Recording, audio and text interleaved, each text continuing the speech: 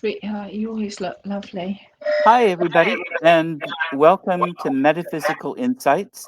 I'm your host, William Becker, and today I have the fascinating, amazing, I don't have very good adjectives to describe these wonderful people, I'm afraid. Creative, brilliant, fun, informative, talented.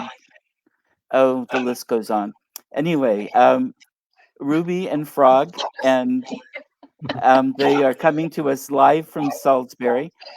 I apologize now for the echo you're hearing. We've tried, there's nothing we can do about it. So um, be patient and bear with us. Anyway, welcome to you both. It's wonderful to have you on the show again. Lovely to be there. Now, if anybody wants to ask questions, make comments, type them in, and I'll put them up as we get a chance to or an opportunity. So feel free, don't be shy. And I got to meet these people a few years ago when I was in Salisbury for an event, and we became friends, and it's been wonderful. Now, these part of what Frog and Ruby do are books. They are authors and historians, and they both have new books out. You guys know me, I wander all over the place, ADHD brain, and so we'll just kind of wander and hit everything. But I wanted to start out maybe with, how did you two get involved in,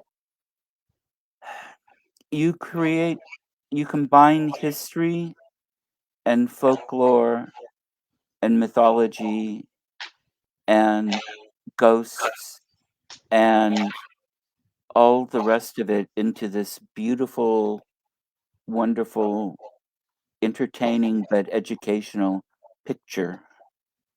And how did you? What led you both into those kinds of interests? Do you think? Do you want me to start, or do you want to start? Oh, I can start with Okay. that. Okay. Well, I started off because I was really interested in history from a very young age. I was very lucky that my parents used to take me to National Trust houses from when I was very little. And I suppose my mother had on the bookshelves a load of history books, but romantic history as well. So that really made me interested in history. Um, a bit later, I got really interested in folk music. So I don't know at all why that was, because neither of my parents or any of my family were interested in folk music. In fact, I was a punk rocker when I was a teenager. Okay. Yeah, so I used to go to folk clubs. I was really interested in folklore and all that mythology, but actually, all my friends weren't. So I used to go to folk clubs with people, but dressed as a punk rocker. I met quite a few famous folk musicians at that time as well. And the ghost thing, I suppose, but because everybody's interested in ghosts. And Right. I think a lot of people lie and say, I don't believe in that, I'm not interested in that. But how can you not be? I mean, it's something that you hear about all the time. And it is really linked to both folklore and history, isn't it? It And is. I think people are just fibbing if they say they're not interested. I mean, they might not believe it, Mhm. but say, "Oh, I'm not interested in that." Well, I mean, it's part of the human experience, isn't it? If you've got to be a curious person. Mhm. That's what I think. Anyway, what do you think, Frog? I think really I was interested in Titanic and Okay. mysteries, and for some inexplicable reason in Salisbury, because Salisbury is not too far from Southampton, where Titanic sailed from. I Right. wanted to know how many people from Salisbury, my hometown, had actually been on board Titanic on that maiden voyage. So I set forth in all the local newspapers, trying to trace as many people as I could who'd been on Titanic, and found five people. One couple in particular leapt out at me because they were on their honeymoon, very young couple, both perished, and it took quite a lot of research. And I was hooked after that because when I was researching, I found loads of other things in the newspapers, and I thought that's really interesting. So you tend to get away from your original research and go down lots of different avenues of interesting stuff. So I rushed out and bought a notepad and actually jotted down all the things that were of real interest that I could go back to a later date. And of course, then I was hooked. Because I don't just do research, but I do musicals, rock musicals and such like, based in Salisbury. But I wanted to kind of tie in. If I'm going to run a musical, I want to have a hook. And I've done a musical on Jack the Ripper, and I've done a musical on Titanic. So that's two musicals, both with a very strong hook. And that's where it kind of grew from. So that's where my love of history came from. Amazingly, because of these two, because I was involving lots of different groups, like folk groups, my research, choirs, cinema, actors and actresses, all within these plays I was doing. I actually managed to win an award that surprised me more than anybody else, but I won this award for dedication to local history. And the award was presented at the Imperial War Museum up in London. And what I didn't realize was when I picked the award up, there was lots of different publishers there, one of whom came up to me, they were called the History Press, and said, congratulations on your award. We've got a series going around England of haunting. So there was Haunted Southampton, Haunted Norwich, Haunted Newcastle, Haunted Luton, all over, but they didn't have Haunted Salisbury. So they said, are you into ghosts or all that? I said, not really, no. They said, well, we need someone to write Haunted Salisbury. Would you do it? So I did, and that's how I got hooked on the ghost thing. Up until that point, I'd really not taken any notice of ghosts. But of course, when you start then researching local ghost stories, you do get hooked on it, and you find things you think, this is getting a little bit too, because my philosophy has always been, seeing is believing. If I don't see something, then I don't believe it, and that goes for UFOs, ghosts, whatever. Me too. And I've seen some strange things. Yes, I believe it. And in a bit, I want to find out more about those strange things. Fascinating. And I don't know how people could not see the link between the ghosts and the history. You can't have one without the other, in my opinion. And then where does that go with the mythical beings? Is there something more to those than we think of, or it all starts to blend together a little bit into ways that start warping reality in a way. Yeah. I totally agree with you, William. Well, I want to ask, before we get too much further into this, you both have new books out, and I would like to find out a little bit more about those. I am actually reading Ruby's. I'm almost all the way done. It's fantastic. And I've read Frogg's earlier books, a couple of them, but not the latest. And you're brilliant writers. For one thing, you don't talk down to us, but you're also approachable. You don't have to be a scholar to read your work, but you also don't feel like you're being treated like a third grader. And I find that very refreshing and somewhat rare. And the style is interesting. The layout of the books are interesting. It's not like reading most other people's books, and I say that in a positive way, not a negative or neutral way. It's a good way to get sucked into them. And you both know how to use English. Oh, thank you. It's also something that's becoming quite rare, including in the press. So I'm grateful. Well, we've never actually written together. Mhm. We go our separate one. Ruby's got her own unique style. That it's a very, very easy style to read. But she came when she did A to Z of the Haunch of Venison that involves the ghost stories and various other stories. That's Right the book. here, folks. Yeah, I know you should be. This, but, Yeah. And I highly recommend you get this book, everybody. We're going to have links so you know how to for both of their books before we're done here. And here's mine. Yep. yeah. So she's obviously very proud. This is her first book. Yeah, very proud. Very proud. But her style of writing, I never actually read anything that she'd written, really, apart from one or two articles. Not a book. So I was amazed because when she chose the A to Z, I think I'm right in saying that I kind of sort of like said, but don't do it A to Z. Just do the history of the pub. Yeah, just do it as a historical work. No, she was adamant she was going to do the A to Z, and she's been proven right. She has been proven right.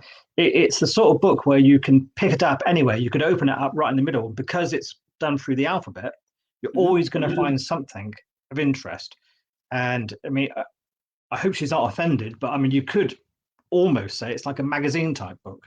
Is that a fair assumption? Right. It is a history, but it's maybe, but other people have told me that it's a good thing that you can dip out of, and it depends what aspect of the history of the pub that you're interested in. You can just cherry pick your way through, or you could read all the way through, or you could just sort of pick, like Frogg said. The interesting thing about it I think it works. I've been told it by by a lot of other people now that works for them. Yeah, all the things can kind of they're cross-referenced. I mean, A is for architecture, and you've been to that pub, the Haunch of Venison, haven't you? Because we had lunch in there together, right? And you know how old that place is with all the beams, and and it's all crisscrossed and it's all out of sync, and it's almost like a haunted house, a ghost house sort of thing. It is, and but you've got small areas that kind of lead into other ones, and lots of different rooms. I was even there with one of the events under the ghost stories happened. Yeah. So all those things, in her book, they all fall into place with each other. But as far as my book's concerned, Supernatural Salisbury, I'll just show you. Yes. Excellent. Supernatural Salisbury, as far as that's concerned, I didn't write that anything like the way that Ruby had written her book, because I was still researching mine as I went along. I didn't actually know how it was going to finish. All I know is I had obviously witchcraft, ghosts, that sort of thing, superstitions. But it wasn't until I was getting towards the end of the book where certain things happen in the writing process that it made me go on to different things that I never in a million years expected to include in that book. I'm talking about UFOs and crop circles. Those two things followed on a story that I found completely by accident in the local newspapers. And I thought, this sounds too good to be true, but I've got to research it. And then that led to UFOs. Yes. Which are amazing, It is how one thing goes to another.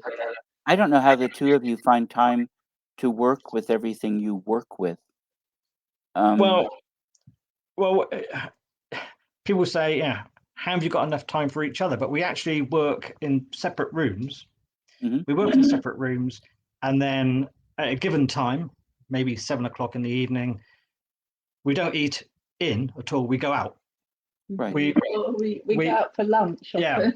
We dine out in the morning, eat at lunchtime, out. We dine out, come back, and then we can eat together. But you can look at each other across the table when we're in the restaurant. And funny enough, we've had to do that anyway because we've got so many books and so many researcher notes that we had to rip out our oven and hob to make more room for bookcases. So we got no way of cooking food anymore because the whole lot's been thrown in the skip. Right. I love it. I remember when you were doing that, and I thought,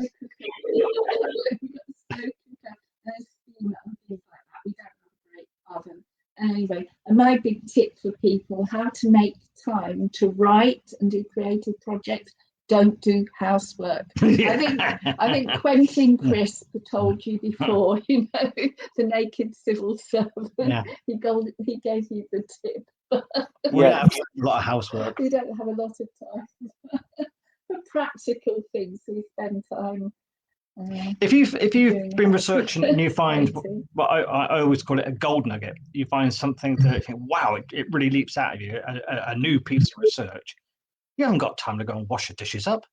No. Yeah, you haven't got time for that nonsense. We have a dishwasher. We do actually. Yeah, and Lesser than Quentin. Yeah. but you have to put them in the dishwasher or unload it, and Yeah, go. but you just bring it when you take it off the table. You just put it direct in the dishwasher, and you just unload it when it's, you know. We've got neighbours to do that sort of thing. Just ask the neighbours round. You could Yes. set the dishwasher, and we've got a bit more research to do. Yeah. My tip is as well how I find time to write, because I'm working on my second book now. Is I've gone back to uni to do my master's. Right. So that's part of my course, is actually writing. You know, obviously all my course is writing. I'm going to have to produce a second book for my exams, so I can combine studying with actually producing the book.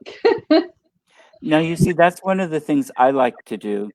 And I would, when I could, I would have, my bachelor's is history. And so I would take history from different places that would cover close enough time periods that I could use one paper for 2 classes sometimes. If I could find the link between the 2 areas. And or recycle one, because I took my degree before there were computers, personal computers. I did it on a manual typewriter, and the more use you could get out of one paper, the better off you were. But I think I can use my next book, different chapters of it for different classes too, for different. Excellent. Now, what is this next one on? It's called Death in Salisbury. What's it about? Well, I'm just about to tell them, Froglet. Death in Salisbury is about, well, death in Salisbury, but it's taking different stories from inquests, you know, from the inquest. There's a lot of stories, some famous and some not famous, but I'm doing fiction. This is the interesting thing, probably. My course is really about fiction, but I am allowed to do historical fiction. Okay. So I can take stories which are true and then write them up as real creative stories. Now that's a really interesting thing for me. When I did my BA, I one of my criticisms, really, I did my dissertation about Hallie Rubenhold's book, The Five, about the story of the victims of Jack the Ripper, because I absolutely hated that book, because I couldn't say that in my BA. I had to step back from it, but personally I hated that book because she put it forward as non-fiction, and actually it's fiction. Well, now I'm in the, you know, I'm absolutely standing in the same place as her, but I'm putting my book forward. I'm putting my book forward as fiction, but it's doing the same thing as her. That's it. So whether you label it fiction or you label it non-fiction, it's taking real history and trying to make a creative story about it, saying what you believe and trying to bring it alive for readers that maybe don't read history books, and trying to make all the details as you know, true as possible. But obviously there's a whole load of things, like all the conversations between the people. They're all creative, aren't they? They are. That's right. Fiction. That's it. So it's there's a huge grey area. There's a huge grey area, And the whole problem of that is labeling it and how you approach it. So, And I've read some brilliant honest. pictorial, you know, some brilliant historical fiction, if that's what it's called exactly, where the history is there. It's just that the family is created to go through and tell the story in a way. You have to have people that you can talk to or relate to in a way to get the story told. Or I haven't written anything like that, but I've read some that's very, very good. I've read some that wasn't, but with you doing this, I know it will be good. Hope so. I hope so. It's a huge, very difficult, but it's exciting, isn't it? You don't want to do something that's easy. It's exciting, and I hope that it will be as true as it can be, and it will recreate some Salisbury history and put some, colour and make it really readable. That's what I hope. So, Yeah. Derek and Salisbury is the next one. Well, and you two both have a really good advantage with presentation in history because you've been giving tours, you've been putting out history in a creative, approachable way, in an entertaining way for a long time. It wasn't always like that, because I can remember when I first met Ruby, when she gave a presentation, she was absolutely, when I use the word petrified, she was completely petrified.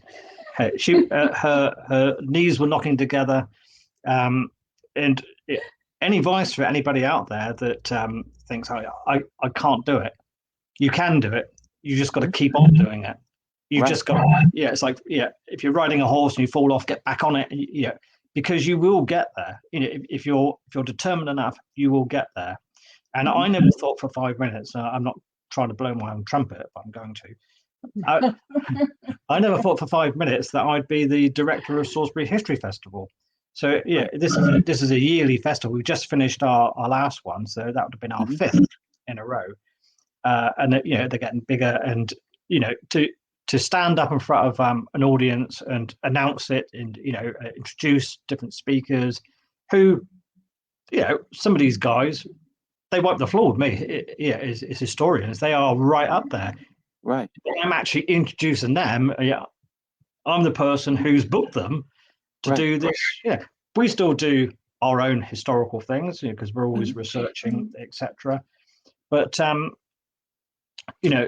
actually, it's not on. Well, you know this yourself, William, but it's not an easy thing to do, to get up there and actually talk to an audience. Right. And I think back the first time I ever did it, which was, believe it or not, was on the Titanic. I felt sick. I felt. I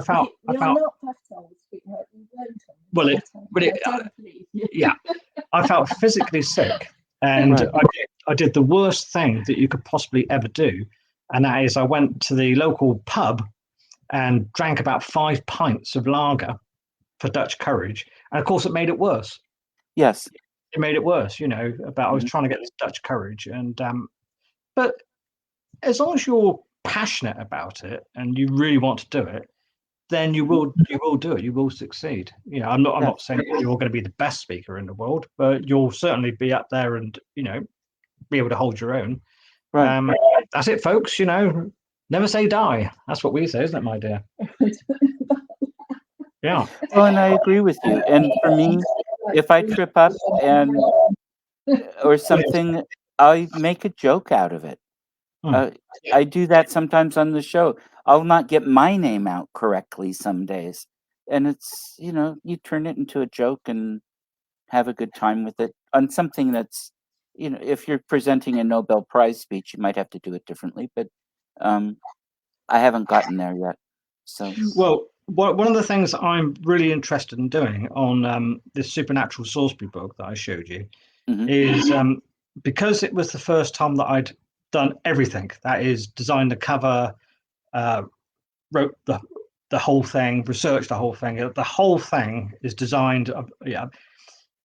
That was such a learning curve that one of the ideas I've got is to actually put myself out there as someone that will go around. People can book me, basically. They can book me to go to their house, Right. and I will tell them exactly how it came to be written, how it was researched, how the graphics were done. And we've got these small projectors, so I will show projections on the wall in their house, put pictures down. We've done it actually once before, this idea. Okay. And so if people can't come, if they can't get out to visit you in performance, you can go to them and give them a quiet, and also you can sign, sell the book to them and sign it, and give a presentation at the same time, telling literally everything from the start, the seed, right through to the publication being published. And I think that's brilliant, and a lot of people could use it. And you could also combine that with having a workshop for a weekend, or complete with book signings and all the rest of it. Yes. And I think you've got good locations to do that. I'm trying to think. Well, shoot, even the White Hart would have room for that, or one of the bookstores. You've got a couple of really nice big ones there that have room. We've got plenty of venues around. Even our public library has got it's got a wonderful space geared up for presentation. So excellent. Yeah. But do you do that, William? Pardon me? Do you do workshops? I do workshops, but I do them for helping people develop their mediumship skills, working with the metaphysical aspect, in a sense, that kind of a thing. Not the writing as much. I haven't been as successful with the writing as you are. I think I'm a good one. Marketing is always my problem. And that's very difficult for everybody, isn't it? Yep. Because it takes so much time, and you want to be writing the next one. It's a skill on its own, isn't it? Yeah. It is, and it's not a skill that I'm good at for myself. And my publisher on this last book seems to not have a marketing arm. I've learned a few things. Lovely people, very nice. Small press out of Scotland, and they're not even set up for bookstores to be able to buy well. And so the next book will go someplace else. Well, that's one of the reasons I'm thrilled that Ruby's doing this, going back to university, because the one thing we're not particularly good at the moment is going online and selling our products via the internet. We are doing it, but nowhere near to the degree that we should be doing it. So, but we will. Right. Yeah. Speaking of that, let's take a moment right now. And how can people go online? What is a link, a website, or something people can go to and get your books? Mine's on Amazon. Just simply, they put in Amazon and they put in The Haunch of Venison, A to Z history, and Ruby Vittorino Moody. It will come up on Amazon. And in fact, there are American firms who are selling it. So, you'll easily find my book. We have got a website as well with all the books on there. www.timezoneproductions.com. And that actually lists all our talks, the history festival, all the books are on there. There's a few videos on there as well that we've made. BBC have made one documentary in particular based on a famous local murder in Salisbury. We come across quite good on that, don't we? I need to watch that. Yeah. Okay, so great. Because Time Zone Productions then is the one-stop shopping for everybody. I think my book, because you're in America, I know it's on American Amazon, so you can go on. Okay. Ruby's book is so new; it's not even on the website yet. No, it's not. It's only just been published. Right. But it is on Amazon. But Time Zone Productions itself, reason for that was that simply that through Stonehenge, I suppose, yeah, Stonehenge is a sort of like was the catalyst for us all getting together, me, Ruby, and Matt Pike, as far as history is concerned, because Matt and Ruby enlisted at Stonehenge on the same day. Yeah, They we both met, went, the same, our first day at Stonehenge, we met and Matt drove me home. Yeah, I didn't know. Yeah, I didn't know anything about Matt Pike. Ruby got to talk to Matt Pike whilst they were at Stonehenge and mentioned my name, and Matt had already heard of me because You already had your book. You already had a couple of my books. Yeah. So we got together, and that's how the guided walks started and the talk started. So it was just through that chance meeting of the two of them at Stonehenge. So Stonehenge is kind of mystical for us in another direction as well. It is. Yeah. And the three of you make a good team. We're all completely different personalities. Yes. Matt is kind of exuberant, eccentric, and it's all about sort of very fast delivery, waving arms about, highly eccentric type character. I'm a bit more laid back, and Ruby is just mad as a hatter. So she's completely around the bend. So the three of us sort of like work well together, I think. I think you complement each other, and it's the chemistry between the three of you works really well, I think, and the chemistry between the two of you works very well. I'm glad that you said that, since I married him. If you thought it wasn't true, that would be quite worrying. But you know how a lot of these things that happen, that if you plan something, sometimes it never really works out. It's just that when things happen spontaneously and for some inexplicable reason, things just click like that. They're always the best. The ones that are not planned, you find each other, are always the ones that end up being, the best. And so yeah, we've been delighted. I mean, the thing that mystifies me more than anything else is the length of time we've been together, because it just seems like yesterday. It probably does for the stuff you do as well. It only seems like yesterday that all this started, and yet it's quite a few years. Yes, I look back and I'm shocked. But you see, I haven't quite gotten used to being middle-aged yet, and as you can tell from how little hair I have and the color of it, I've gone beyond that, and so the concept of time doesn't work well for me anyway. It doesn't for me, William. I don't think of you as middle-aged anyway. I can't imagine me middle-aged either, but no. I never thought in a million years I'd still be doing this at 30. I mean, yeah, it's incredible. Because I was only 30 last week, as you know. That's right. No, I believe you. Absolutely. Thank you. Yes. That's the wonderful thing about Wiltshire, Salisbury, Stonehenge, the Haunch, all of it. It's a time warp, and we don't have to. We don't have to be chronological. Not the same way. Thank goodness. I know that doesn't make any sense, but oh well. It doesn't. It makes sense to me. Yeah. Okay. Very good. Very good. Yes. Now you were having some stories with the UFOs and with the ghosts. Yeah. So basically, I mentioned that the book Supernatural Salisbury wasn't actually finished, but it was probably about 3 chapters in, and I was having a fine old time, not really thinking about how it was going to end, because I like things just to develop, right, and see where the journey takes me. And I was researching in the local newspapers.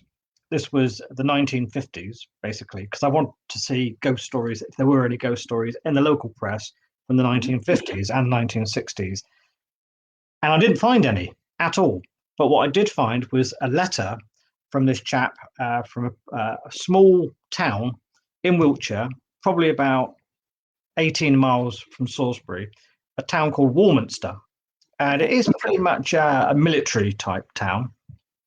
And the editor of their local newspaper, the Warminster Gazette, had written this letter to the Salisbury newspaper saying how much he appreciated people who had written in about UFOs, and he was about to produce his second book on the subject. And since that strange night that happened, I've been inundated with UFO stories, and I thought, strange occurrence that happened. I wonder what that could be. So I delved back.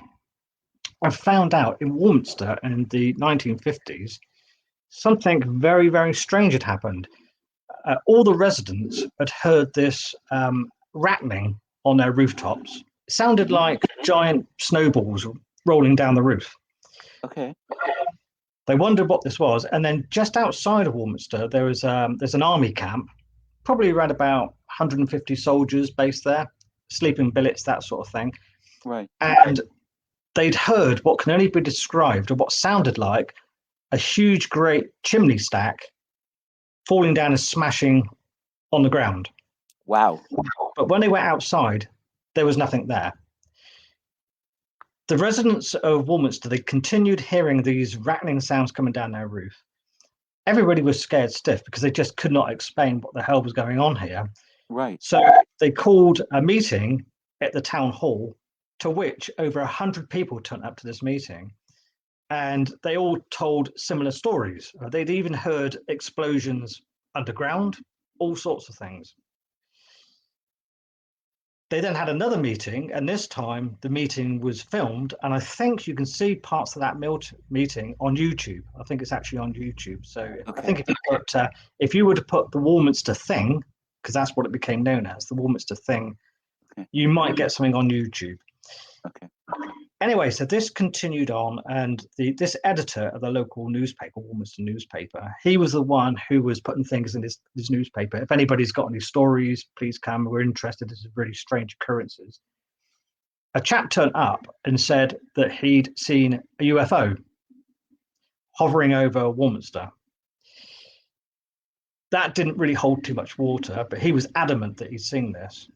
It didn't hold out much water. It made a very small piece in the Warminster paper. Mm-hmm. However, after that, he said, I've now actually managed to take a photograph of this UFO. I've seen it 3 or 4 times now, and I've now photographed it. And he photographed it with one of these old Brownie cameras, really old cameras. Right. And it became such a story that it made all the national newspapers in England, and in fact, the Daily Mirror put it on their front page. So this became a huge, great story. I then started doing more research to try and see, if any other UFOs had been spotted around Salisbury during the 50s and going into the 60s. I found about 8 or 9 different accounts of lights in triangle shapes, that sort of thing, hovering over Salisbury, quite a few. There was one couple who made the press by saying that they were in their car, husband and wife. They were driving home one night, and they felt the car starting to shudder. They saw some lights above them, and the wife was then taken quite ill. And they say that it was related to the UFO, something radiation or something happened to her. Okay. So that made the local papers. But then it starts to die out.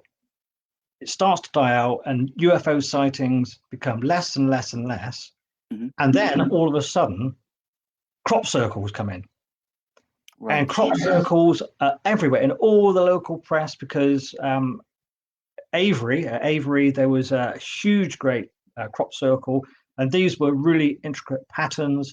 Some of them you can only make out if you're in a plane looking down on it. And if they were faked, it had to be... I wouldn't begin to try and explain how they could have faked some of these things, because there's hieroglyphics, there's like maze patterns, there's all these different things going on there. Mm-hmm. 2 chaps came forward to say that they'd faked every single one of them in Wiltshire, but then they both passed on, and they're still being seen pretty much to this day. And when I say intricate, you can't begin to believe how intricate these things are. Mm-hmm. Forward wind to last year, Matt Pike, the guy, our third partner who works at Stonehenge, Right. phoned me up, all animated. You've got to come over. You've got to come over to my place. You're not going to believe what I've got here. You've got to come over. So, okay, fair enough. So we drove over to Matt's place, and he said, I was working at Stonehenge. It was broad daylight, and two security guards, one of them had seen something in the sky and filmed it on his camera phone. The other one filmed it on his camera phone. And this is a shape that is hovering over Stonehenge. And then it changes shape. It's changing all these shapes. And Matt showed this video on his kitchen wall. And I took a photograph of it and zoomed in. And it's the most peculiar thing. There is sort of like, it's not even a traditional flying saucer shape. It's kind of like an oblong. But if you zoom in really close, it's got like pinpricks of lights going all around like the top of it. And I've shown it to quite a few people. It's a shame we can't show the film here on the wall or something, because I've never seen anything like it. I've never seen anything like it. Matt, because this happened over English Heritage, because it was Stonehenge, Matt had to report it to English Heritage, which he did. He had to go through the right authorities. Right. And then he took it to the army. Yeah, he took it to the army, to Ministry of Defence. And the Ministry of Defence said it's nothing to do with us, because Salisbury is such a army-dominated area. They're always experimenting with different, weapons and that sort of thing, and they could be perhaps constrained to be UFOs. But the army said, no, this is nothing to do with us. I started looking into this, researching army. Yeah, but I didn't realise that the actual army had an office, because there's been so many sightings of UFOs over Stonehenge. The army opened up their own bureau to log all these UFOs. They've had to stop doing it now because it's wasting so much army time. They've had to stop it. There were so many sightings over Stonehenge now. They've actually had to close the office. So nothing gets reported anymore on UFOs over Stonehenge, but they're being seen the whole time.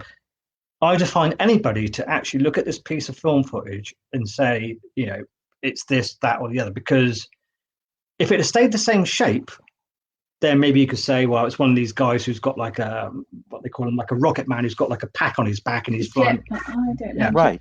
Jetpack. But this figure is going like that. Then it changes shape and carries on going. It goes into a square, an oblong.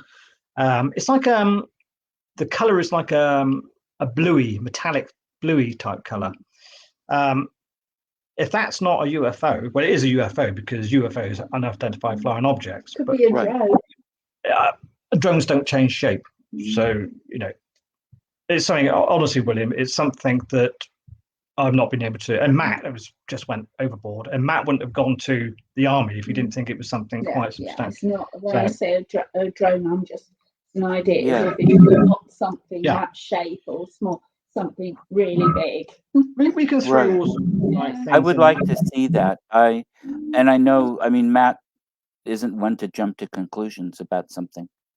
You have to, because these two security guards at Stonehenge that filmed this on their camera phones, they're swearing, because they're absolutely dumbstruck by this, and they're using pretty choice language about the hell is it, and all this sort of stuff.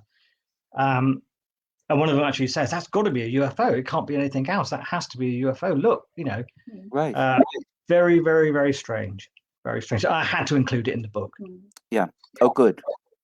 I had to include it, because that's actually where really that was the one thing, because I didn't want to include UFOs. I thought, if I'm going from witchcraft to ghosts to all these different things, UFOs are too modern. Although there is a woodcut of a UFO. Do you want me to quickly show it? Yes, please. I hope you can see this, but I can see it pretty well. And I think for people who have their screen put up on, full screen can see it. That's amazing. That looks like something out of the War of the Worlds. Yeah. So, there are all these sort of like very, very weird things that we can't explain. But the you know what the date is for that? About 1760s. Okay. Yeah. But crop circles, even earlier than that. The first reported crop circle was even earlier than that. But I mean, it was But the thrill for me was actually seeing something in broad daylight at Stonehenge, moving and completely unexplainable. That was a real thrill. Yes. So you don't often see things like that, you know. No, you don't. My first experience, we were at the Canadian side of Niagara Falls on a top layer of a double-decker bus, and it was open. And there was this big cigar-shaped thing with layers of flashing lights and multicolored things, not too far above the falls, and it was turning kind of a circle, and it went slowly and slowly around, and I was getting more and more excited that it might be a UFO, and then I could read the writing. It turned so it was facing us, and it was a Goodyear blimp, and I was heartbroken. Yeah. I did have an actual experience several years later that to this day I can't explain as anything but a UFO, but that one that had my hopes up so much, my parents got a good laugh out of me for that. And I think my sister as well. It took a while to live that one down. But what do you do if you've got a good friend who you trust, who's completely straight and doesn't ever talk about UFOs or ghosts or anything like that, paranormal, who in the cold light of day, and it was a cold light of day because it was about 7 o'clock one frosty morning, said to me he used to own this big tithe barn in Salisbury, and we're just making small talk, and he just happened to say, "You're not going to believe this," he said, "but I've seen a UFO and it was hovering just across there by the fence. I saw it." And I said, "So what's the joke? What's the punch?" He said, "I'm not joking." He said, Right. "I've actually seen a UFO as clear as day hovering just across where the fence is there." And I said, "So what happened?" He said, "It was there, then it was gone." Right. In a space of no time, they're gone. And I said, why would you say something like that? He said, "I just want to tell someone because I'm not telling lies. It is the honest truth. That's what I saw. That's what happened." And he said, "It can't be explained. It's not a plane or a drone or anything like that. It was too long ago for it to be a drone for a start." So yeah. So here was someone that is telling you something. He's a good friend. You trust him, and he says something like that. You can't call him a liar, can you? You can't say, "Oh, yeah." And something like that, you can't understand how they could have misinterpreted something. I've had people tell me things that I knew they weren't lying, but did they interpret it right? Something until I'd seen it myself, and I thought, okay, yeah, I can't think of anything else. They're right. But for like what you're talking about, there is no other interpretation. And I mean, my dad saw one when he was a kid. My dad didn't make stuff like that up. He was a history teacher. I have had my experience when I was in high school that was a real one, not the fake one. And there's something there. I don't know what they are, but there's something there. Well, the great thing about, Ruby will tell you about her book, Haunch of Anison, but it's when you interview people from different times, 20 years apart, but they don't know each other, but they tell the same story. Oh, yeah. Right. And it's not a story that they're passing along, that the famous one in town. They don't even know each other. Right. Because this is what her book's thrown up. Go on, mention about the ghosts. Yeah. Some of those stories, Cheers for Ghosts. Right. I over years, because I've been writing that book for years, I think you know. And every time I met somebody who had something to do with the haunch, who said they used to go there or they used to work there, it's one of the questions I always ask them. Did you ever experience something? And then you get a number of stories that when you afterwards start writing them down, you go, "Oh, look, that's really similar." So things like the smell of lavender, the woman on the stairs, you start seeing. But when you look at who told you those stories, they didn't know each other. So, is that just a coincidence? How did they get that story? Because I think it's smells, because we're well, I'm really interested in senses as well. Yeah. And when I think smells is something that smells are quite important. Quite often. And when 2 or 3 people say, "Oh yeah, I definitely smelled lavender on the stairs," before, and then not just smelling lavender, but then sort of saying on the back of my neck it went up, like there's this weird time thing, because people described a thing, didn't they, as well, as feeling the air changing, like a sort of completely thing that they could not describe, but not saying it all went cold or anything, but like the whole of the air changed just before, and then some of the people went on then to say, I saw this, or other people I just want to get out. Right. It's weird things, isn't it? But there was one lady who went in there who said, I've heard the legend that this is supposed to be one of the most haunted pubs in Salisbury, and I don't believe a word of it. And then she was running out the pub screaming she'd seen something. Yeah. So whether she was tempting fate by actually saying, I don't believe in all this rubbish or not, and then something actually appeared or not, I don't know. But she pretty much. And there's another building in Salisbury. It was a department store in Salisbury, but years before that, it was an old inn in Salisbury. When it became a department store, I mean, we're talking, it was a big department store, right? Debenhams in Salisbury. Yeah. Oh, William probably remembers Debenhams. Yes. Quite a few, but I'm sure when we first met you, it probably was open, and you probably went in there. Right. Well, there was a workman, or a few workmen, doing some repairs inside there, and all the security doors, all of them in the whole building at the same time, burst open. They weren't all on the same circuit. They weren't all on the same circuit, but they all burst open, and it was actually picked up on the CCTV. Just all of a sudden, every single door blew open, like when you came to the Haunch Venice and those windows. Right. When those windows, for no Exactly. reason, just bang went opened. Right. And it was fascinating, and I was looking at them at the time. It's even as they went open, it was just the way you guys were setting, whatever. It's not like I was drawn to it after the fact. After I heard something, I was there, and you just watch it open. And well, the thing about that was, I'm sure that people thought that we'd set that up. As a bit of extra sort of. Like, people have said that. I swear to God, Well, we couldn't have. I wouldn't even. No, there was no way anybody could have, and nobody was standing close enough to touch it. And wires or strings wouldn't have done it, because that window's too stiff, and it opens out, not in. Well, we want to understand why these things happen, not fake them. We're generally interested in, a bit like the ghost. They turn up. Ghost God turn up to these places because you don't have to believe, but you want to try and understand. That's what it's about. Exactly. Yeah, I agree. And the lights went crazy for a while there too. And the owners swore that they didn't do it, and the wiring was new. It's not like it was ancient wiring going crazy.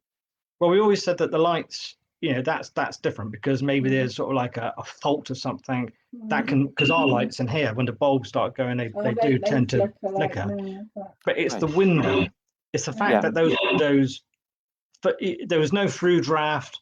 There was nothing there for those windows to open. Absolutely nothing whatsoever. No, and they were latched, I believe. It had old oil paint, didn't it, down there? Yes, thick. It was thick also oil paint. Thick, and it had a bar that a lock on it. Exactly. That's impossible. And also the glasses coming off the table that happened. And Matt Pike. We've already talked about him, and he's appeared on your show. And he's a great guy. He's as straight as a dime. Matt is not a liar, and he doesn't believe in any of that. But he, we talked about it just the other evening. He say, well, how did those glasses come off the table? And I Right. mean, he didn't know either. And it was on dry newspaper. So you would think, even if you move the table a jugger, you get that. How come the newspaper's absolutely dry and there's 2 pints that have gone off the table? It's just, Well, and you'd have to you tip know, the table to make a glass fall over it. yes, you couldn't, could you? I Just mean, just for it people who just don't know does this not story, make sense. Uh-huh. this is a traditional English pub with a wooden table, not out of balance or anything, completely solid as a die, not wet, dry as a bone, and we've witnessed one glass staying there Mhm. and the other glass moving. Yeah, both, I have to add, on cardboard beer mats at the time. Ah, One stayed there, the other one, my one, which was filled up with that's your own cider. story. Yeah, it's my own That's story. your Yeah. first story. So 2 pints, both filled up. One's got beer, one's got cider. Mine's the cider one. Both on cardboard beer mats. Mine started moving, and me and my ex-girlfriend both watched this. Couldn't believe it. Slowly moved and went right across the table and off the edge. And hers didn't even, not a ripple, nothing. Wow. And I reported this to the people behind the bar, told them what had happened. They didn't really bat an eyelid because they said it's happened loads of times before. Yeah, join the club. I said, it must cost you a fortune in beer glasses. Yeah. Yeah. That had happened to you first. Yeah. My story also happened to us both with Matt, which is why I was talking about Matt and my brother. So there was actually 4 people who were witnesses, and the glass was on sheets of newspaper. We were looking at newspaper, and the boys had bought pints. I think I had a glass of wine on it, and the first pint, I don't think any of us saw it move or anything. We don't know how it got on the floor. I can just say the newspaper was absolutely dry, and we went up and bought another pint. We thought And the what- newspaper, someone had moved the newspaper. Yeah, and we that thought, made the but pint. when I thought about it, I thought, how can you move a sheet of newspaper and knock a pint? But never Your mind. wine glasses would have, it wouldn't have. Your wine glass would have toppled over before a pint would have moved. Yeah, If- but anyway, we don't know how that happened, but go and get another pint. And I think I say in the book, the thing that really hammers it home to me is, that psychologically, you bought a pint, the pint's gone off the table, you haven't even drunk it, you've got to buy another pint. And it's not cheaper. No. Yeah, psychologically, you are just bodily aware of it, aren't you? Put it somewhere quite safe, and you just sort of, you don't want the same thing to happen twice. And and then the second time I saw it jump, and it's such a second that I say, well, I couldn't, but I know I did. It didn't go across like Frogg described on his. It jumped like that. And the paper was dry and the pint was on the floor. And Matt was there too. My brother was there too. We were 4 people to witness it as well. Yes. And well, I don't know how to explain. It's like a window. I don't know how to explain that. But we're not alone. That's it. And you say it to other people. It has happened And to quite a lot of other people. Yeah, and they don't say it to other people who don't believe in these things. And I have to say, I don't really. But, you just can't explain. There's 4 people have witnessed the pint just jump off the table. So there you go. Right. And they don't jump. No. I mean, they're inanimate objects. They don't have legs. Heavy. Yes. Yes. Full of liquid over a piece of paper. Yeah. Oh no, it's fantastic. But getting on to another thing, this was before, through history, I love our history, I wanted to research my family tree. And this was, I'm talking a long, long time ago when I first started. It was before, we were sort of like doing newspapers online and the DNA tests that you got today. This was all sort of like having to go to record offices on foot. Right. Couldn't do it online at the time. It was long, long time ago. Right. And I kept on having this reoccurring dream. I've never had a reoccurring dream before or since, but probably for a week, I kept on having this same dream.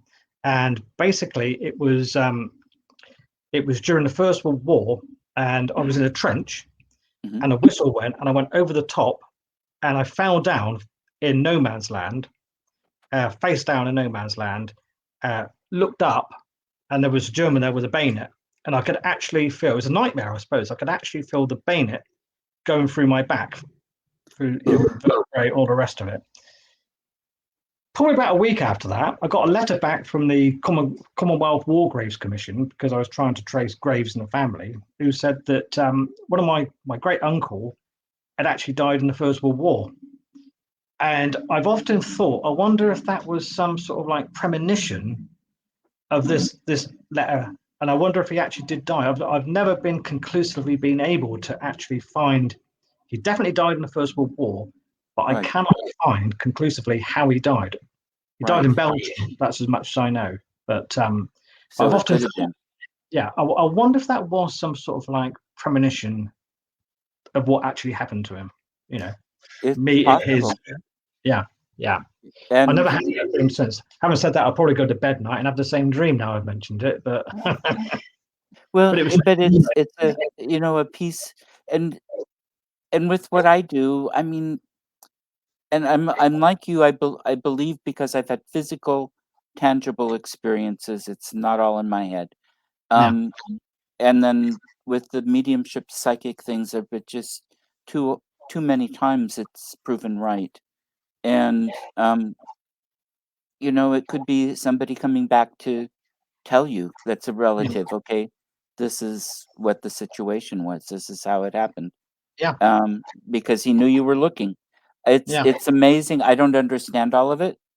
If you find somebody who says they've got it all figured out, run away fast, because it's not possible. But well, I know that I've been places. They call it deja vu, but I know that I've been places, and I know I've been there before.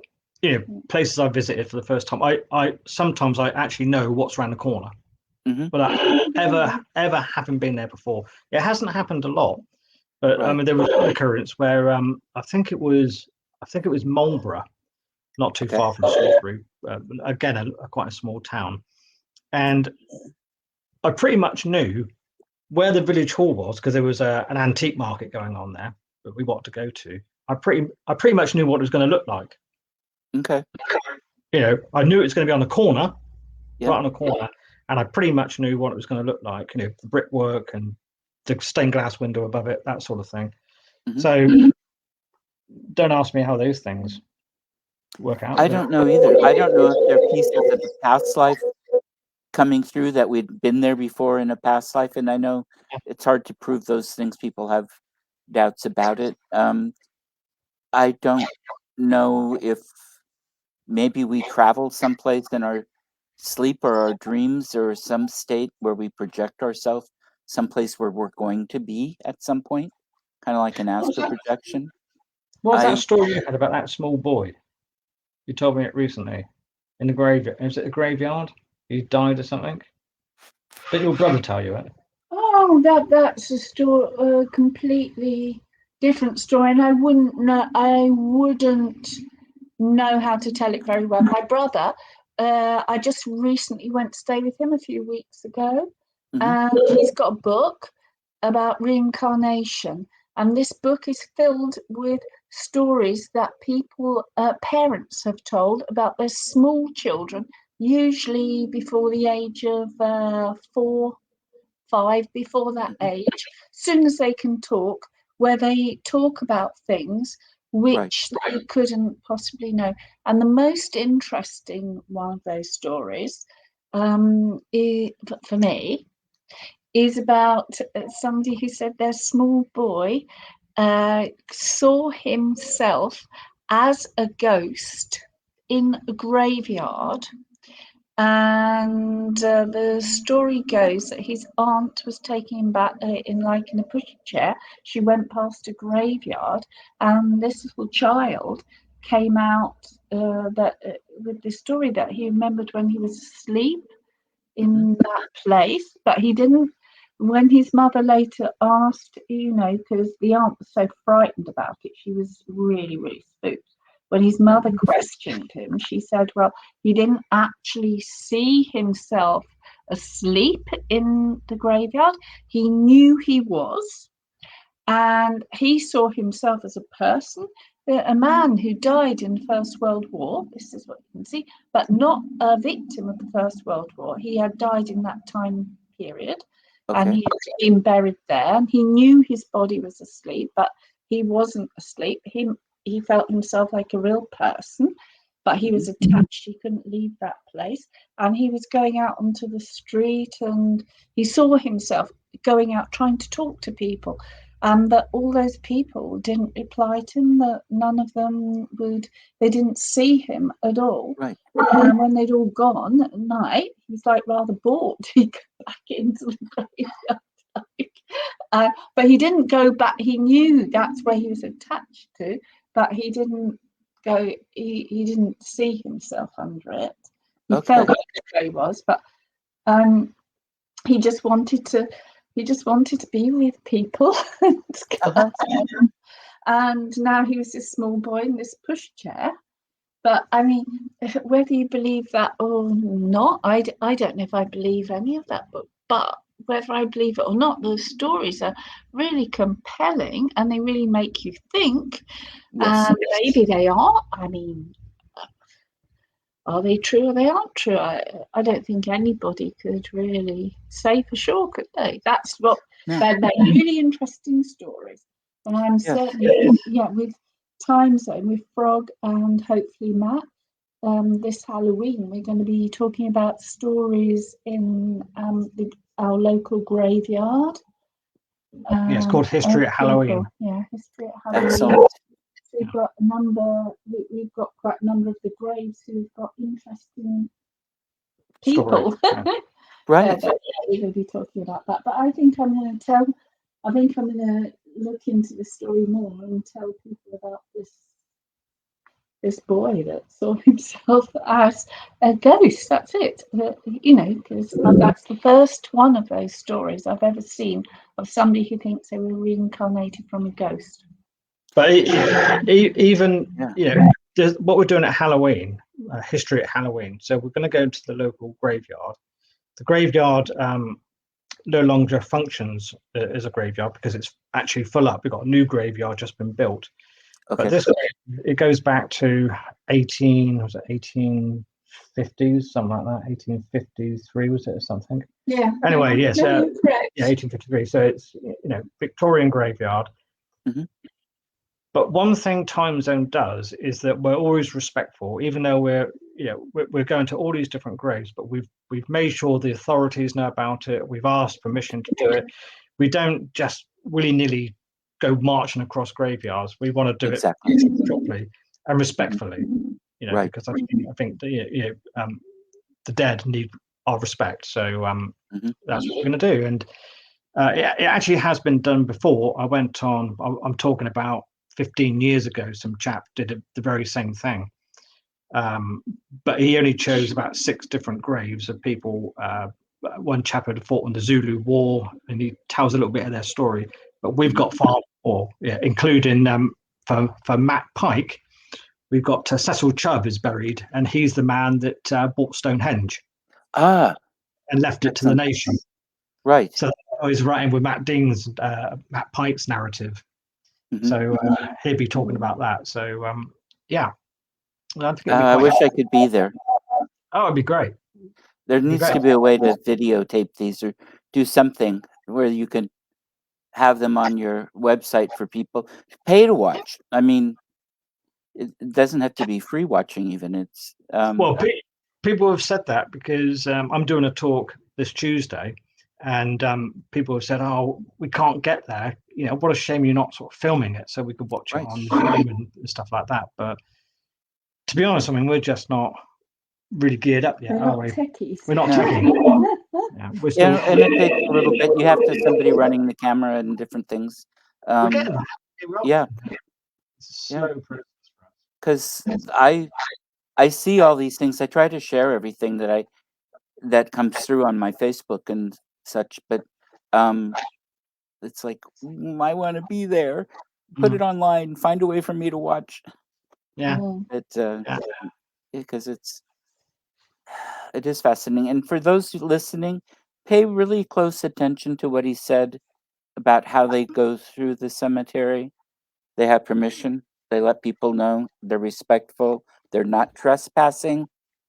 Hint, hint. Because a lot of people think they can just, oh, nobody's around. We can just go in and do what we want. And we have things that happen in cemeteries that isn't always very helpful. Well, in one of our local graveyards, we've had a spate of crosses being pushed over, vandalized, and actually broken, smashed and broken. And it's just obscene, really. You know, it is. We get people doing rituals, and it's horrible. It really is horrible. It really is. But so learn how to do it right, people. I'm part of a history organization here, and we in the past for Halloween had a tour, and part of that included going to the old part of our cemetery, and they would have living history actors representing some of the people, standing by their tombstone and saying, come sneaking out behind or something. It was fun. It was interesting. But in this churchyard we're going to, it's called Devizes Row Cemetery. It's literally just up the road from us. Okay. There is a chapel or a rest there, and I've always thought, because you know how it is, when you visit that graveyard, you look at this sort of chapel or rest, you don't take much notice of it. But for the first time, we went up there to get permission to, for our walk and our visit, and we looked through the window into this, and it's actually got wooden pews, but it's also got a Victorian hearse, one of these with the old spoked wheels that you used to push along. So it was I never expected in a million years to see something like that in there, because I was always told you could only fit about 10 people in this small chapel, but I think you could probably fit. Anyway, we've got permission to go inside there as well, and so that's somewhere I've never been there before, never been inside there before, so that's going to be interesting to see, because when all's said and done, this is why we've called it History at Halloween. It is history. We're not. This is not sort of like people jumping out the bushes and no. That's This is a respectful historical tour. Exactly. And when I've done tours with the guy here in Oregon City for these, we've talked about the paranormal experiences that actually have happened to people. They're either people have told us firsthand their stories, or there's stories that have happened to us, or stories that have happened on tours. Occasionally it's a legend story that we'll tell, but we always do that in a tied to the history, the respectful way. And we did some of that in an older cemetery in Oregon City. They've had too much vandalism, and it's kind of out in the middle of nowhere, so you have to have a key to get into it, that kind of thing. And we gave them 20% of the ticket price that we charge, I think, or something like that, to help with maintenance. And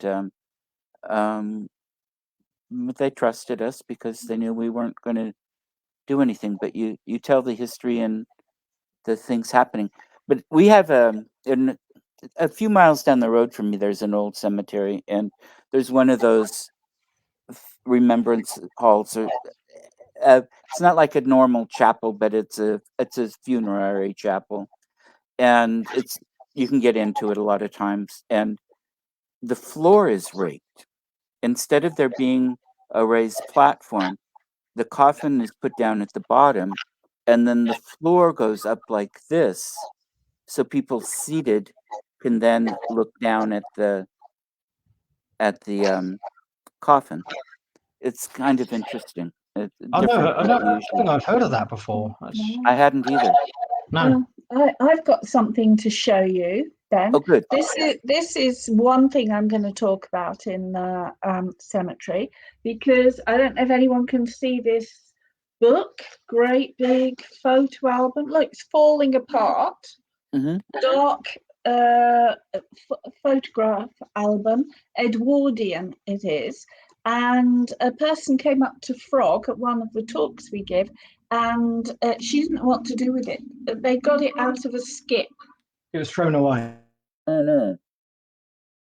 Somebody just threw it away. They gave it to Frogg. So I looked through it, and it's filled with, I can't show you every picture, but it's filled with loads of pictures of people. The lady that gave it to us said she knew nothing about it. All she knew is she looked in the skip, it was thrown in the skip. She didn't know who any of the photographs were, what they were, who they were to do with, but she thought it was too good a thing to be thrown away, and she knew we did research. Family, yeah. So she gave it to us. So I Beautiful. love doing research. So when I look through it, and the people, there's nothing written about them, but there's a lot of clues if you're a detective. So the first one was, if anyone can see that, it's a grave. And the grave has got actually written on it the name, some names and dates, and it's Devizes Road Cemetery. So, and also what you can see is the pictures in the background. You know, you can get the graves in the background, you can get the trees, so you can start seeing where it is.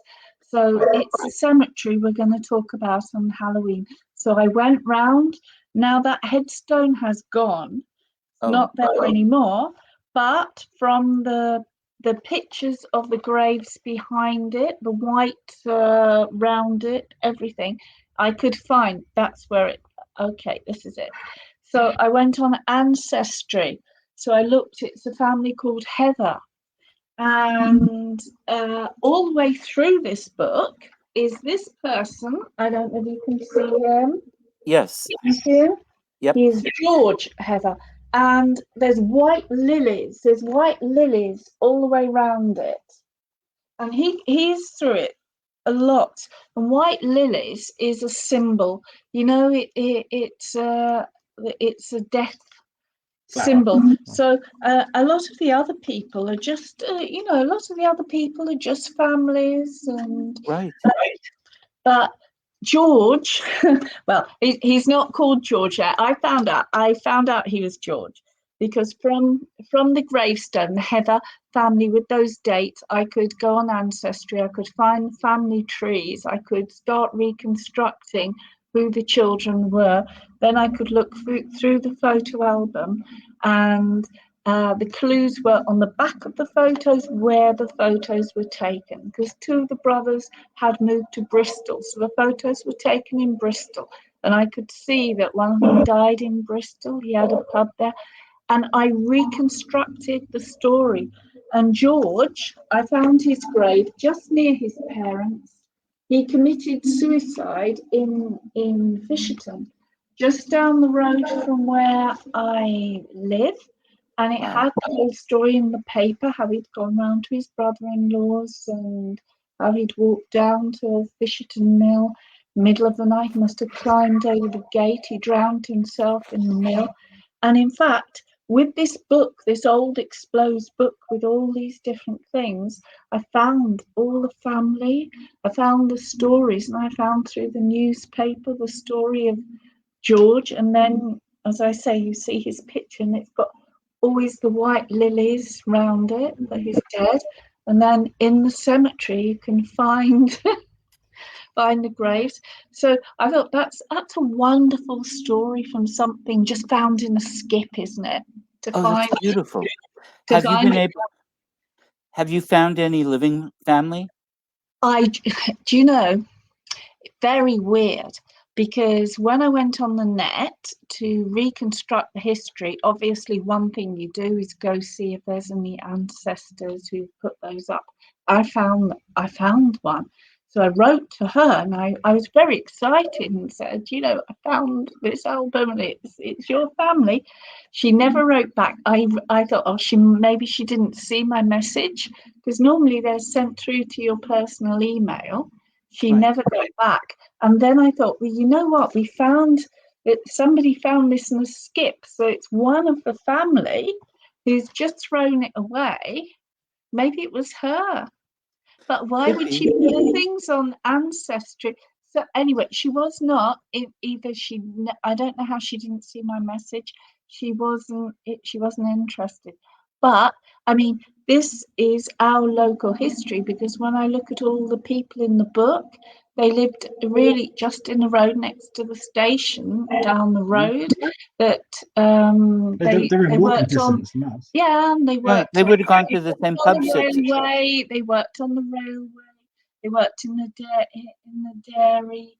I think the father, George's father, he had worked at Arundel Castle first of all. He came from Arundel, and there's a whole local story. But no, I don't think the family is interested. They threw all the photos away. Unbelievable, isn't it? But now it's ours, and we won't throw it away.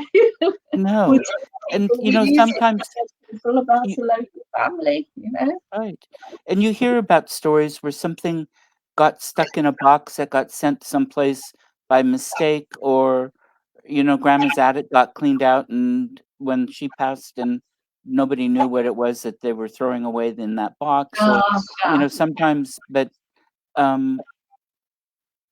maybe, I don't know, maybe the person you wrote to isn't even living anymore. I think she is. She is. Yeah. It's on Ancestry, but I mean, I don't know. I don't know why. If you're not, why you must. If you go on Ancestry and you construct a tree, you think you're interested in your family tree. Why wouldn't you be interested in the family album? There's some. The other interesting thing about this chap, George Heather, was that he didn't work in Salisbury. He worked in Bristol, which is quite a fair way from Salisbury, and he worked in a pub called the Crown, which I know really well because I used to play in a rock group, and we had a residency in that pub. Oh, so I know the pub. That's interesting. Really, of all the pubs in Bristol, he worked in the one that I knew really well. Right. And his and his brother, that album was meant to come to you too, it sounds like. Yes. I'm a firm believer that sometimes when you're researching a certain story, you've been chosen to tell the story. Someone's actually picked you to tell. I honestly do believe that. It's like the Titanic thing. I've researched the Titanic. I told you earlier on about the couple who were on their honeymoon. Right. It doesn't actually just home in on them. They're the hook because of the Titanic. But we researched their whole family. And I mean, her younger brother, who was only 12 when his older sister drowned in Titanic, the family, the stigma of the daughter drowning on the Titanic was so great that the family couldn't stay in Salisbury. They just couldn't stay here. They decided to emigrate to Canada, and the father went first and got a job on the Canadian Pacific Railway, sent money back to Salisbury so the 12-year-old boy could go across. He went across and got a job on a farm, but before they could get the money together to get the mother to go across, the father had died in Canada, leaving a 12-year-old boy in Canada stranded and the mother in Salisbury stranded. Well, what happened was the local newspapers all clubbed together, and they said they got all this big fund together to get the mother passage to Canada to look after her boy. But the Bishop of Toronto, in the meantime, took the boy under his wing and looked after him. But the fascinating thing is the boy's story, to me, is even more interesting because that boy, he worked on a farm, but he lied about his age on the outbreak of the First World War. And he joined his father's old regiment, which was the Royal Engineers, and took part in the first Canadian victory of the First World War, which was Vimy Ridge. But unfortunately, he fell down a shell hole and severely ruptured himself, meaning that he couldn't go back to the farm and lift up churns and all that thing. So he had to get a new career for himself. Well, he was really good at drawing, so he actually then got a job on the Toronto Star newspaper, writing stories and drawing illustrations to go with them, and became best friends with Ernest Hemingway. Oh my God! They both worked on the Toronto Star. So he got to know Ernest Hemingway, and I think I've got a picture of this boy, or he's now a man, with Ernest Hemingway on the wedding day. That's just that's amazing. Yeah, but I mean, nobody actually knows this story because, unless you actually, that all came through one little snippet in the Salisbury Journal about this young girl on her honeymoon who drowned on the Titanic. But when you start researching the whole family, what they got up to, you uncover all this stuff that is absolutely unbelievable. Yes. Oh, it's amazing. Yeah. This is why we get hooked on it, you see, because right. Yeah, I've got another story like that. Going back quite a few years with Frogg, we always used to go to auctions in Salisbury, and one day there was a huge, great travel trunk. Those fabulous sort of things they put on those ocean liners you open. Certainly was filled with all sorts of treasures, so I bought it. It's one of these suitcases that when you open it, it's actually got coat hangers on one side. Right. So it's a case, and it doubles up as like a mini wardrobe. Right. It's a fascinating. We bought it anyway. Yeah. So when I went through it, I found that it had belonged to the Countess de Fleury. It had actually belonged to a boy called, a man called Anthony de Fleury. And Anthony de Fleury had died in New Zealand. I later found out because I traced all the family. As you can imagine, this is what we're talking about. We love it. Right. How can I find out who this is? So Anthony de Fleury was one of the people who started, he was a photographer, and he started one of the first digital photography libraries. Okay. His mother was a Countess de Fleury. His father, Count Antoine de Fleury, who actually was part of Radio Free France, with General Hall in London. Right. But his parents, I think his parents had split up, and his mother. I mean, I wear the Countess's clothes. I've got some of them. Beautiful lace things. She made crochet, all sorts of things. And there was all his school reports. I got his dinner suit. Frogg wears. It fits me. That's fantastic.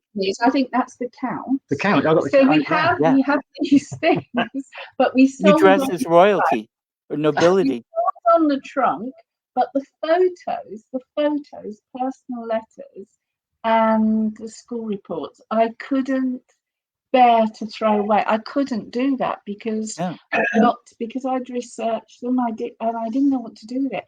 And then I saw the school reports one day, just recently, only a couple of months ago.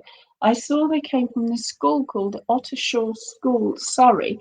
So I researched the school, and then I found they had a website.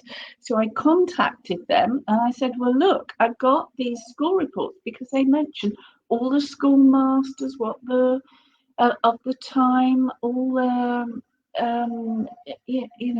the lessons were, what everything about it, and it was the most fascinating, absolutely fascinating school in Surrey. And look, and immediately they've written back, and so I've got to post this weekend. They said, oh yes, and there's still these old men. They remember Anthony when he was young. They were at school with Anthony. Oh, wonderful.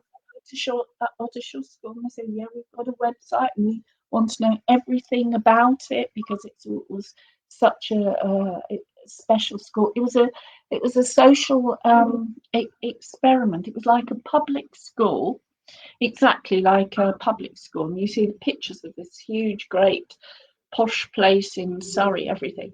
But it was to take children who were poor, in fact. They didn't pay, but who for some reason or another, couldn't stay at home. Now, why Anthony ended up there, I don't know, but I know that his parents had split up and his mother was very, very unstable. I don't know why Anthony ended up there, but it was a superb education and they taught people practical things. And Anthony, I can see from his reading from his school reports, he was into art and then he went on to an art school, I think in Manchester, which has got, and he's got love letters from the girl that he was with in the art school, and they've got some drawings on them and everything. And then he became a photographer.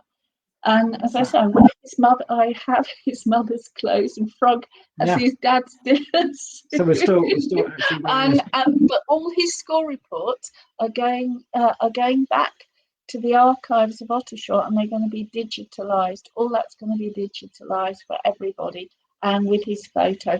So I'm so happy because I couldn't have brought this trunk and just that, like a lot of people probably, I would just burn all that down. Excuse me a minute. Garden, and we'll just, you know, the things I have to try and pass it on, and now it's going to be passed on, isn't it? I hope you're going to take copies of everything, because you've talked about 2 new books now that I can see as books, and including how you, I mean, part of the fascination in the story of the book is your process of doing this research and tracking them down and finding the story that there is to write. I mean, yeah. So I'm just giving you all kinds of work to do. Oh, that's fantastic. That's the dinner suit. Yes. It's a story in the book in the Haunch of Venison. That's the dinner suit. And it's Count Antoine de Fleury's dinner suit. Yes, it's very. I've never had such a high-ranking, expensive dinner suit in all my life. Yes. It's very vintage, isn't it? It's vintage. It is kind of interesting that this boy would have gone to a free school because his parents obviously had money. I don't know about that because they got titles, but obviously his father during the war had to leave all his title, or you know, he had the title but he didn't have anything else. He came here and then they split up, didn't they? So I think, you know, his mother had the title Countess, but she was actually a single mother with 2 children, probably not working, as far as I know. Well, was she the one? Did she get custody of the children? Yeah, but she must have. I think she fell out with them later because there's most tragic letters writing to her. Because she moved on. She didn't even give her children her address and things. You know, it's a there's a really. I don't know all the story behind it. I'm not going to write that. No, but I mean there is a tragic personal story behind it. I don't think it's for me to give that story to the school because I think that it's Anthony and his career and his school reports that are important. The personal tragic letters to his mother, is that something that would be appropriate? I don't think so, but I'm not going to throw them away. We don't throw anything away. No, we don't. So we've got so much stuff here; it's unbelievable. Yeah. If somebody who was at school with Anthony and wanted to contact me and to get in touch with me, maybe I would give them that. But I think there's some things you just want to draw a veil over, maybe, or write a short story. Now I'm a writer, which I am all the time now. Maybe that's another story to write. Yeah. It's strange that you never actually ever. There's so much more to find. You think that, even a small place like Salisbury, because I mean Salisbury, it's not really that big. It is a city, but it's really a town. It's a market town, really. But it's amazing how much more information and research notes that we are still finding stuff out left, right, and centre that you never imagined in a million years. You think that you've done history to death in our small town. Not a bit of it.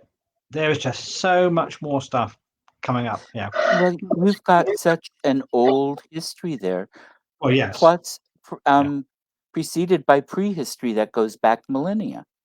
Yeah. And Yeah. I think you couldn't run out of history to explore and to trace and develop. I mean, that's a piece of what I love about that city. Right. Even the other day, I was just looking for an old catalogue from Salisbury Museum that was printed in the 1950s, and it was only a flimsy, maybe about 3 or 4 pages. And I'm flipping through this thing, thinking, "Oh yeah, that's quite interesting." And I found this picture of a terracotta. Basically, what it was in the shape of a like a turnip type vegetable shape. It was terracotta, and what it was it fitted inside of chimneys to stop the witches. So it let the smoke out. It let the smoke out, but didn't let the witch in. Yeah, and there's one particular street in Salisbury called Milford Street, and apparently there was quite a few of these inner chimneys in that particular road. And funny enough, oh, go ahead. I'm sorry, I didn't mean to interrupt. Funny enough, when our first book came out called Haunted Salisbury, it got published, and there was a story about a lady called Margaret Easter that supposedly murdered 2 of her children. And well, yeah, Ruby's sort of like done a bit more research on it, but it got published in Haunted Salisbury because that area is supposed to be haunted by the sound of children's voices. Okay. The particular yard where this murder supposed to have taken place in a road called St. Anne Street in Salisbury. A lady, I was walking down the road, and a lady came running after me. Stop! Can I have a quick word with you? And I said, yeah, what is it? She said, I've got your book, Haunted Salisbury, about the Margaret Easter murder and about the yard where it was supposed to have happened. I said, oh, yeah. She said, well, my sister has bought the house right next to that yard where the murder was supposed to have taken place, and they've been doing some alterations, and in the wall they found a small box, and when they opened the box they took out some all children's boots, little booties, and children's an old Victorian smock that had all been placed in this wall and plastered over, and that's what they used to do to ward off witches. That was one of the classic things for warding off witchcraft. So she said, well, we found this stuff. And I said, can I go and interview your sister? But she wouldn't have it. She was so spooked by all this. She simply put the whole thing back in the wall and plastered it back over again a bit quick. She was completely spooked out by it. But the point I'm trying to make is that all around that particular area, it seems like it was like a heightened area of Salisbury against witchcraft, with these inner things, with shoes in the wall, with babies' clothing in the wall, all this sort of thing. So, that to me was really interesting. It's just a shame that I couldn't actually get some photographs of this stuff before they put it back in the wall and plastered it over again. Right. And I understand a lot of people I think your book talks about it, Ruby, where people oftentimes put those things back because people are superstitious or whatever, and it makes sense. It was a good safe place for it for 300 years. It can be there again. Yeah. I think that's perfectly logical, isn't it? Yeah. It's not really what you want as the centerpiece on your dining table. No. But most of them, if you read the book, most of them are found by builders, aren't they, when they're doing alterations, and they just end up in the skip, and they don't even question it. What's this old shoe? Yeah. And that's it. Well, that's the tragedy of people who don't understand the value in ephemera. They think it's just an old letter and just chuck it away, Yeah. In fact, in Salisbury, it's the same guy who had the barn who swore he saw the UFO.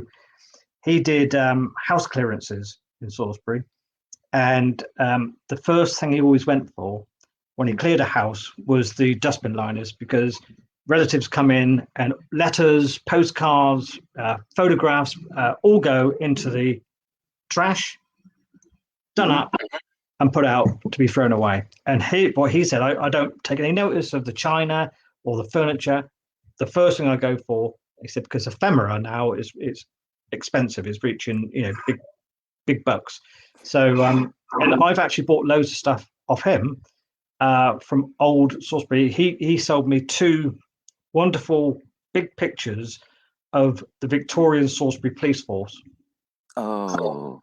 Little photographs of every single police officer at that time, 1903, in Salisbury Police Force. And it's an original. This is not a repro. Right. It's the absolute original thing. And I think, it's just absolutely outstanding stuff, because if you're doing a story on one particular policeman, and I want to take a photograph of him, I just take a digital photograph off my camera phone of the one on that actual sheet, because there's about 25 policemen on this. It's got a whole force, basically. Right. So, so you can pinpoint anybody you want to do research on the Salisbury Police Force, and you've got a fantastic first edition photograph, Right. And you've got the whole police force there that's interconnected. So you've got, if you're doing a story on this one person that relates to some of the other people around there, you've got all the information just right there. Yep. It's people also, I did estate sales, we call them, for a while, years and years ago, actually decades ago. And we would dig through the attics and the floorboards, anything loose, or because there's so much you can find. Sometimes the family wants, but also that's where people hid stuff. And I remember doing one sale. It was a rundown house. Nobody had done anything. The guy had worked at the mill. His parents had been through, or he grew up during the Depression anyway. Nobody figured he had a dime. And I was there about 11 or 12 at night doing some work, and I got called into a bedroom. I just felt I needed to go there. And I opened a closet, and it was full of rubbish. And I reached in the back, pulled out a briefcase, and it had some gold, some silver coins, and $80,000 in savings bonds. And then I went to the bed and reached under and pulled out a black strong box. Nobody knew any of that stuff existed. And I had just thought about how nice it would be to find $20,000 nobody knew about. This must have been, it would have been probably about 88 or 87 or something. And I pulled this out, walked to a dresser, and looked out the window, and there was this, and this, by now it's midnight. There's an old man looking up at me from the street light on the ground out in front. And I look away for a second and then look back. He's gone. He couldn't have moved that fast. I see a photo on the dresser that I think looked like the old man. I opened one of several drawers, pulled out one of several keychains, pulled off one key out of that, and opened the strong box, and it turned out to have $22,000 in cash and some gold and silver. And the first thing I did was go to a phone booth, no cell phones, and call the people we were doing the sale for and said, I need to get this stuff to you. They were glad to have had the midnight call. And I still don't know. I still don't know if he connected with me and wanted me to have it, or if he trusted me to get it to them. But I mean, and the point of it is, you've got this little stuff that can be nothing. I mean, a lot of people would have in the closet would have gone through and thrown all that stuff away. Probably not even looked in a briefcase. Yeah. And I've heard of that happening. I mean, the amount of stuff still in people's attics, even where we live, as I mentioned, is quite a small place. There is a treasure trove of stuff waiting to be found before it gets thrown away. That is, because a lot of it does get destroyed. But I'm always on eBay looking for different stuff. But because that's what we do. But it's just fascinating stuff. It is. It is. And that's where so much of the history comes from. I mean, I was lucky. My dad's mom talked about family in the old country all the time. It was fortunate that I ate that up and I loved it and I encouraged it and kept track. But still, there were family photos of people that she left behind in 1912. Is that And Russia? yes, Yeah. Germans, but from Russia. Yeah. And I always add that part because the Germans and the Russians didn't like each other over there, because the Germans had more privileges in a lot of ways, and in that area, most of the rich people were German. Not all of them, and not all Germans were rich, but they tended to. Well, they were the ones who had settled there first and had a head start. But yeah, but people just going through drawers and stuff could have thrown away all kinds of things. We found boxes of letters. Couldn't read them, but we found them. And actually, one of my cousins may have been able to read them because she was a German major, and they were all written in German. But it was also an old-fashioned hand, and more, a different kind of German, than a little more old-fashioned. So, I'm not quite sure what those are. Funny enough, the first house I ever bought in Salisbury, living next door to me was a Russian, and one day he said to me that he was going to Berlin. Would I make sure his indoor plants were watered and all the rest of it? And he said, some food in the fridge, but I don't want it to go to waste, so some salmon in there and stuff. Help yourself and all the rest of it. And I said, okay, fair enough, no problem, I'll do that, that's all right. He was adamant that I managed, that I wasn't going to overwater these plants because they were his pride and joy. Anyway, I noticed on the wall that there was this huge, great frame, and it had Baron something. I can't remember the name, but it was Baron something. I've got it all written down in the other room. And when he came back from Berlin, I said, I was quite taken by that big certificate on the wall. Baron. He said, that's me. So he was the actual Baron living next door to me. And I got talking to him, and he'd actually been torpedoed during the First World War. I think it was the First World War. He'd been on a ship, the Andorra Star, that had been torpedoed. He actually got torpedoed twice during that war. The first one coming from Germany to England, the ship was torpedoed, and he was in the sea. Lucky to sort of survive. Right. And it happened again for a second time. He was on another ship, and that got torpedoed, and he survived it again. And he was a real interest to me because I wanted to know of him. He said to me, why are you so interested in me being? I said, well, because I'm doing this thing on Titanic, and it's a first-hand experience for me to know what it was actually like when you're in the sea. What goes through your mind, that sort of thing. And he reckoned what happened was, when the ship got torpedoed, all the people, as far as you could see, was just people swimming, and it was absolutely calm, not a sound. Absolutely, no one screaming, shouting, everything's calm. I suppose people were in shock. But as the ship went on and started sinking, there was pots and pans and God knows what flying all directions. And then he said it was complete and absolute pandemonium. Everybody was screaming, but up until that point, people were calm. And do you know what he did? He had a nanny, and his nanny said, if ever you get in trouble, always make sure you've got your shoes on, your leather brogues. Always make sure you've got your shoes on. Well, when they got torpedoed, he went up on deck. Remember, they didn't have his leather brogues on. He went back down as the ship was sinking to get his shoes. And he got his shoes, went back up on board again, and survived. And the same thing happened. He got torpedoed a second time, and he survived that as well. Wow.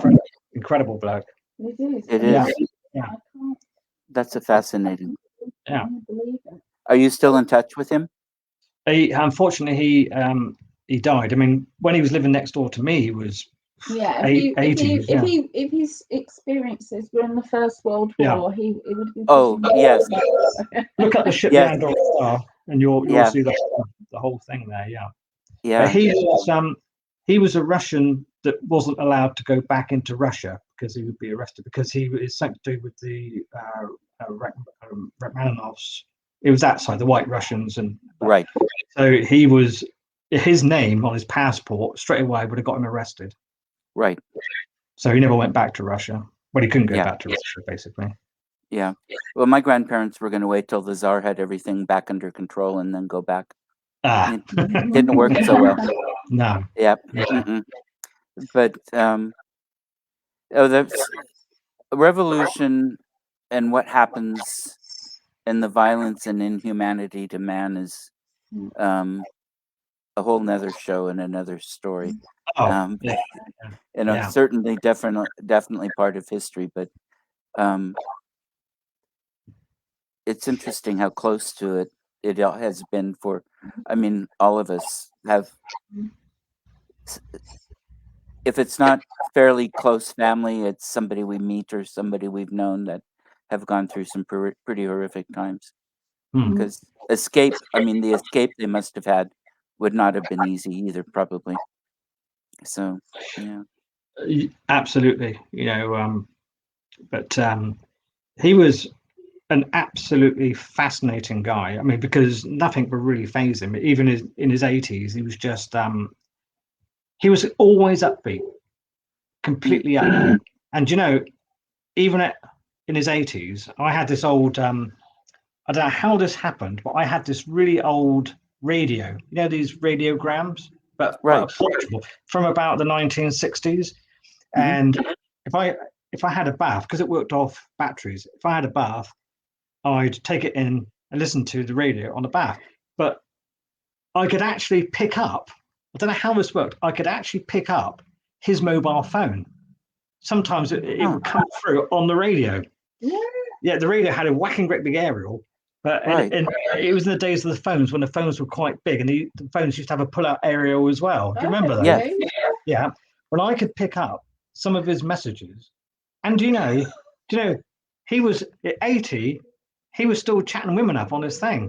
He was having these liaisons, and I'm lying in the bath listening to this old boy saying, "Okay, yes, well, I'll meet you 7 o'clock. It's not too early, is it, for you? Now, you sure everything's going to be all right? Because I don't want to get in trouble." And I'm thinking, blimey, O'Reilly. Yeah. I love it. When he went to Berlin, I had to look after his houseplants. His niece came to, and she looked like a model. I mean, she was about 6'6", and she was covered in fox fur, and she looked $1 million. And said, "Oh yes, this is my niece. Yes, yeah, I must come and meet her. Yeah, she's absolutely lovely. Yeah." She whisked him off to Berlin. So yeah, he didn't think anything of it. Absolutely incredible. But if you've come that close to death, which he did twice, I suppose really you're going to make sure the rest of your life you're going to spend it as upbeat and as sort of like, because he obviously had money, and he wasn't frightened to spend it either. So. Yeah, it's wonderful stories. I love it. Yeah. That's a fun way to end too. I don't want to end, but we're 7 minutes short of 2 hours, and I have to leave to meet somebody for dinner in about 15 minutes. Oh, lovely. It seems like it's been 20 minutes. I think we. I know. I know. Yeah. It just flies by. I can't thank you two enough. And tomorrow I'll get links set up and I'll send them to you so people can watch it afterwards. But it's I've missed having a chance to talk to you. I missed the company. It's very easy to talk to you, particularly on these types of subjects. I mean, just thank you very much for inviting us again, because we love it as well. Yeah. Oh, good. Well, thank you. And again, don't forget to tell people about our books. Exactly, and I've got it here, and the Timeline or Time Zone Productions website and all the rest. So and Amazon and Amazon. Yeah. And what I'll do is I'll look up the book on Amazon and I'll post that link as well. Yeah, yeah. So I want you to come. One of the world's best bookstores is in Portland, and you need to both of you come and present your books there. So stay at my Right. house. The ghosts are pretty nice. Here's your spare bed, Yeah, William. yeah, Look, we've this got to is come for here. you. You want to My